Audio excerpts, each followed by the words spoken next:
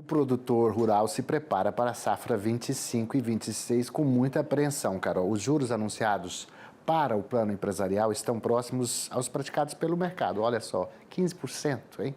E quem faz uma análise sobre essa situação é o consultor de agronegócio e nosso colunista aqui no canal, o Celso Ricardo, que já falou sobre isso, mas é sempre bom falar e, de novo, meter a mutamba no juro. Celso, bem-vindo, bom dia. Bom dia, Valtena. Bom dia, Carol. E hoje eu estou respirando os ares de Brasília, viu? Ah, é? Com Você está aqui? certeza vou aparecer aí para tomar um café com vocês hoje. Você já podia ter vindo aqui, ué, fazer ao vivo aqui com a gente, presencialmente, né? Bem-vindo à cidade da umidade mais baixa do mundo.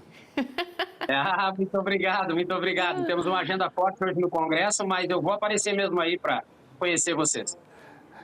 Nós falamos de juro, mas antes de falar de juros, você está chegando aqui no momento de debate e discussão sobre o licenciamento ambiental. Eu acho, vamos guardar o juro para daqui a pouco, vamos falar um pouquinho sobre essa história, que você viu as sonoras aí do pessoal dizendo, o Aldo Rebelo falando que essa COP30, que está todo mundo contando, se não tomar cuidado, vai ser para poder pressionar ainda mais o Brasil, os europeus lá que não tem floresta nenhuma, para transformar a nossa Amazônia no jardim botânico do mundo, enquanto eles lá ficam fazendo onda. É óbvio que a gente tem que preservar e nós temos o Código Florestal. Licenciamento ambiental não é licenciamento para desmatar, é licenciamento para poder destravar obras respeitando a nossa lei ambiental maior, que é o Código Florestal. Só que lá fora eles não veem assim. Aprovado na Câmara, está no Senado, mas aprovado no Senado, está na Câmara, mas cheio de pressão. Cheio de pressão, hein, meu querido? Eu me preocupo e eu recentemente fiz 2 ou 3 artigos sobre essa COP30 e aí eu vou tentar rapidamente mostrar um pensamento que está fugindo das nossas condições de debate e de defesa, né? A COP30, vocês podem apostar que aqui no Brasil vai ser sim uma COP para colocar o produtor rural no banco dos réus e o Brasil vai fazer parte daquele grupo de acusação. Por que eu digo isso? Poxa, o Brasil é um país que está com mais de 60% de toda as suas características, né? De meio ambiente, de florestas, de matas, de cerrados, desculpem, 66,4% estão preservadas. Então, o Brasil é um país que preserva. Então, as atitudes em meio à produção de alimentos, elas deveriam estar sendo levadas para um outro viés. Mas eu não tenho dúvida que a COP30 vai servir apenas para colocar o Brasil e o produtor rural brasileiro no banco dos réus, e as acusações serão pesadas, mas nós somos um país que preserva.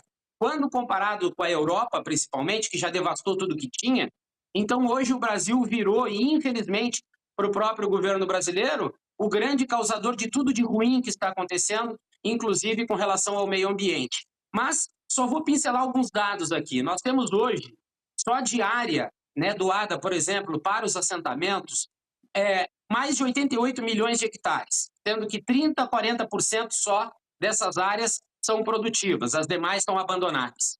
60 milhões, mais ou menos, um pouco mais de 60 milhões de hectares, são destinados para a agricultura brasileira, para a agropecuária. Então, veja a diferença que existe só entre assentamentos e a própria agricultura.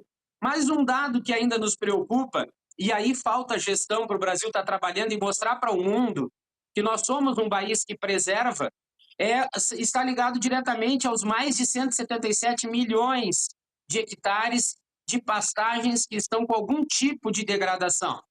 Algo em torno de 28 a 40 milhões de hectares podem ser recuperados rapidamente e transformados em áreas que produzam alimentos. Então, nós temos inúmeras situações para resolvermos internamente antes de nós nos tornarmos os acusadores com base numa legislação ambiental que é confusa, é complexa e nem o próprio governo ainda sabe o que fazer. Mas, com certeza, a COP30 vai servir para isso. O grande culpado, o grande vilão da história vai ser o produtor rural brasileiro. Celso, ficamos curiosos aqui para saber qual que é a sua agenda no Congresso hoje. O que é que você vai fazer por aqui em Brasília? Carol, eu represento, né, produtores rurais do Brasil inteiro e hoje eu vou estar defendendo a pecuária de corte do Mato Grosso, com relação a algumas situações de preço de arroba, ações dentro das salas de abate dos frigoríficos. Então, eu estou trazendo uma proposta que seria uma proposta de equalização de resultados, né, que os pecuaristas tenham resultados positivos, que estão fechando no vermelho, a arroba do boi despencando no Brasil.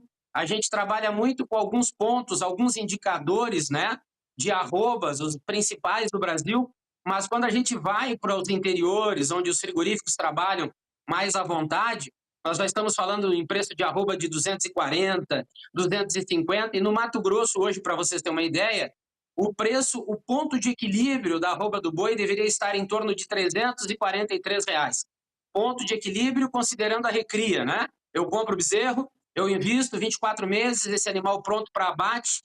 Então, dentro desse parâmetro, a arroba do boi teria que estar hoje como ponto de equilíbrio em R$343. Então, nós vamos fazer um trabalho de apresentar esse documento no Congresso, já estamos com várias agendas definidas, para nós tentarmos, né, melhorar hoje para o pecuarista, mas quem sabe na semana que vem para o agricultor, a nossa luta e a nossa bandeira em prol do produtor rural brasileiro. Esse Celso é trabalhador. Mas vamos falar então do Plano Safra. Ontem eu estava conversando com a senadora Tereza Cristina, que falou, e Valtena, aí como é que está o Plano Safra? Eu falei, pois é, senadora, como é que está o Plano Safra? Pois é, os produtores, falei com o Dona Alvan, nosso consultor de grãos aí em Goiás, o povo esperando dinheiro, regulamentação do Semenê. Ontem o Haddad foi jantar na casa do Mota, junto com o Alcolumbre e a Gleisi Hoffmann, saíram sem falar nada. A gente não sabe o que está sendo costurado aí, negócio de imposto, IOF, mas enfim... Falando para o nosso produtor, está tudo desafiador esse ano, não é verdade, Celso? Como é que vai plantar numa situação como essa, né? Acho difícil haver, hein, Carol, aumento de área plantada.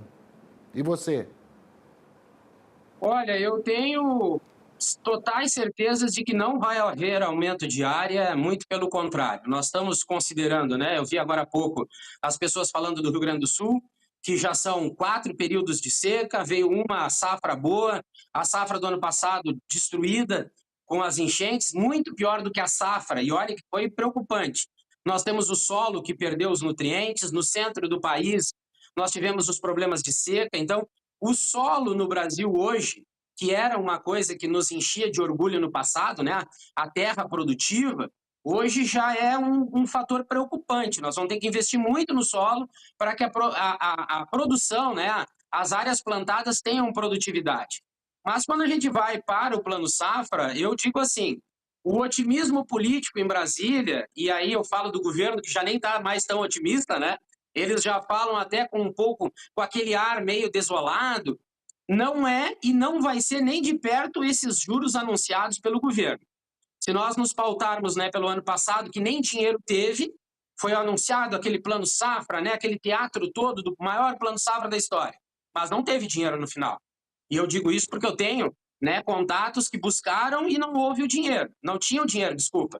Esse ano, além do fator ter o dinheiro, quando houver a equalização desses juros, eu já fiz algumas contas, tanto para a agricultura familiar como para a empresarial.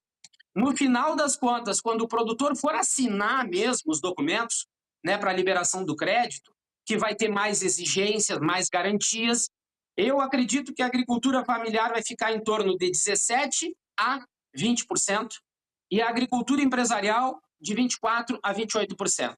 Por quê?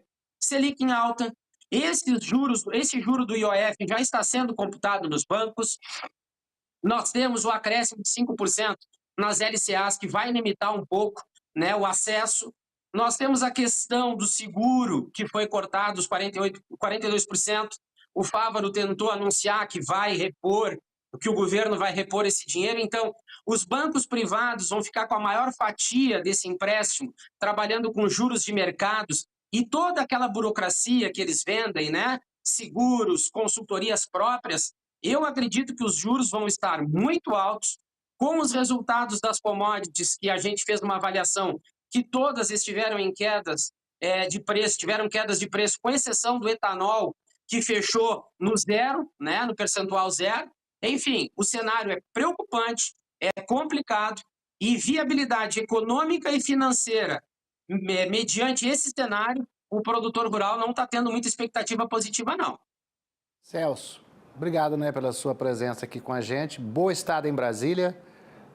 Aqui o que você sugere para ele, hein, Carol? Comer, almoçar, onde? Não, passa aqui no canal primeiro para conhecer a turma, Passa né? aqui depois da reunião.